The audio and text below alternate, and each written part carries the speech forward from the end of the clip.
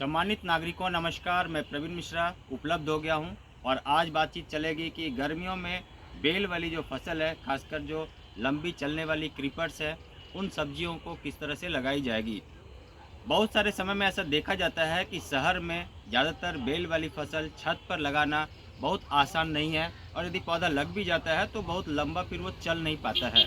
इन सभी विषयों को लेकर आज उपस्थित हो गए हैं और बातचीत चल रही है कि पहले क्या इंतजाम होगा, सॉइल मिक्स क्या होगा और हम लोग किस तरह से पौधों को लगाएंगे। तो आइए चलते हैं कि ये सारी तरकीब को सीखने के लिए और जानते हैं कि हम लोग कैसे बेल वाली फसल को लगाएंगे।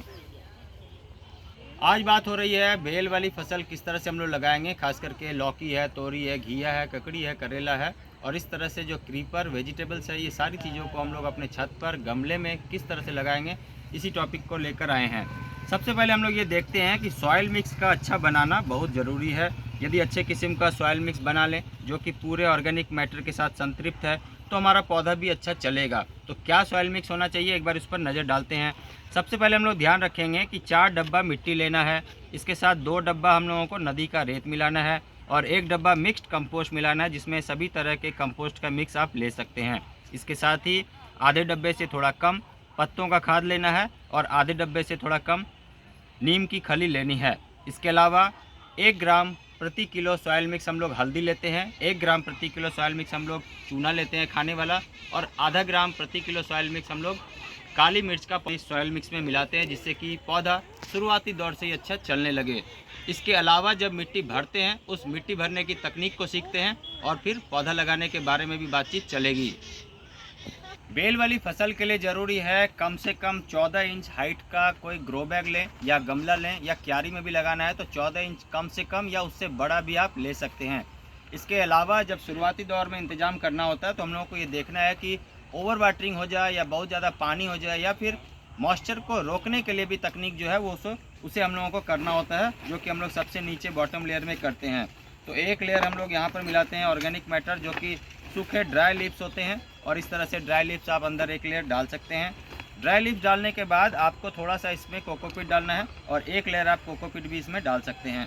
कोकोपीट का एक लेयर डालने से ये फ़ायदा होता है कि कुछ भी चीज़ें यहाँ से बहकर बाहर नहीं जाएगी और यहाँ पर एक मॉइस्चर लेयर भी बना रहेगा और पौधों को गर्मी के समय में जिस तरह से एक तापमान चाहिए, नीचे से कूल वेदर चाहिए, वो भी मिलेगा। दूसरा क्या है कि वहाँ से जो मॉइस्चर है, पानी है, वो पौधों तक फिर वापस आ जाएगा। यदि ऊपर से मिट्टी सूख भी रहा है तो नीचे ज़मीन में अच्छे से मिट्टी मिल जाएगी जहाँ पर हम लोगों ने पॉट फिलअप कर रखा है। इसके साथ ही अब सॉइल मिक्स कैसे भरेंगे इस पर भी बातचीत चलेगी, आइए देखते हैं। बेल वाली फसल को लगाने के लिए आज बातचीत चल रही है और इसी बातचीत के क्रम में कि हम लोग एक पॉट फिलअप टेक्निक करने के बाद सॉइल मिक्स को भरने के बाद आगे की जर्नी किस तरह से कंप्लीट करना है, इस पर बातचीत अभी कर रहे हैं। तो सबसे पहले हम लोगों ने नीचे सॉइल मिक्स को भरना है। सॉइल मिक्स को भरने लोगों ने 50% तक ये वाला सॉइल मिक्स हमने इस पे डाला है और ये भर दिया है। अब रही बात कि अब गर्मियों का समय है। गर्मियों के समय में यदि आप सॉइल मिक्स भर रहे हैं तो सॉइल मिक्स भरने के बाद ओवर वाटरिंग करके एक दिन आप, जैसे कि आपने 50% तक सॉइल मिक्स भरा है अपने कंटेनर में, इसके बाद पानी में मिट्टी में इस पानी को डालिए और अच्छा से ज़्यादा पानी डालिए, ओवर मॉइस्ट कर दीजिए, जिससे कि ये अंदर में सारी नमी बन जाए और पानी की कमी के वजह से पौधे खराब ना हों। और ऐसा करने के फिर अगले दिन शाम के समय आप पौधों को लगाना है, चाहे वो डायरेक्ट सोइंग कर रहे हैं या फिर आप पौधे यदि आपके पास तैयार है तो पौधों को भी आप शिफ्ट कर सकते हैं। इसी तकनीक को सीखने के लिए हम लोग आगे के चरण में चलते हैं कि ये कैसे किया जाएगा। सबसे पहले लेना है आपको इस तरह का कोई छोटा सा गमला या फिर आप स्टील की कटोरी भी ले सकते हैं और आप सेंटर पोजीशन में जब नमी बन जाती है मिट्टी में तो यहाँ की मिट्टी को आपको हटा देना है। इतना ही हटा देना है, लगभग ये 3-4 इंच तक हट जाए तो ज़्यादा अच्छा है। सेंटर पोजीशन में जब ये मिट्टी हट जाएगी तो हटने के बाद आपको डालना है इसमें वर्मी कंपोस्ट और कोकोपीट का मिक्स। इस वर्मी कंपोस्ट और कोकोपीट के मिक्स में आप हल्दी भी मिला सकते हैं या फिर आप ट्राइकोडर्मा मिलाकर इसे ट्रीट कर लीजिए और ठीक जहाँ से आपने मिट्टी को हटाया है इस जगह में आप इसे फिल कर दीजिए। इस तरह के आप फिलिंग कर देंगे तो क्या होगा कि यहाँ पर जो मॉइस्चर है, कार्बन है, ये सारी चीज़ें मिल जाएगी और शुरुआती दौर में चूँकि यहाँ पर वर्मी कंपोस्ट भी डाला है तो न्यूट्रिएंट मैनेजमेंट हो जाएगा, जिससे कि पौधे अच्छे चलने लगे। अगले चरण में देखते हैं कि पौधों को अब कैसे लगाया जाएगा डायरेक्ट सोइंग के केस में, जब हम लोग बीज डाल रहे हैं। गर्मियों का समय है और अब हम लोग जो डायरेक्ट सोइंग कर सकते हैं उनमें से आप घिया ले सकते हैं, जिसमें कद्दू भी बोलते हैं, कहीं पर लौकी भी बोलते हैं। इसके अलावा तोरी भी ले सकते हैं, खीरा ले सकते हैं, ककड़ी ले सकते हैं और जो कुछ भी बेल वाली फसल है उन सभी को आप ले सकते हैं।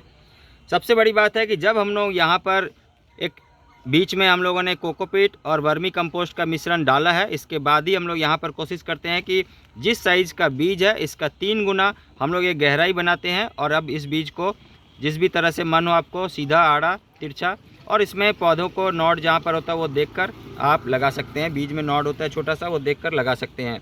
इसे डालने के बाद, बीज को डालने के बाद अच्छे से इसमें एयर टाइट कर दीजिए और एयर टाइट करने के बाद आप इसे इस तरह से रखिए जहाँ पर अब अगले 7 दिन से 10 दिन तक बहुत ज़्यादा धूप न लगे।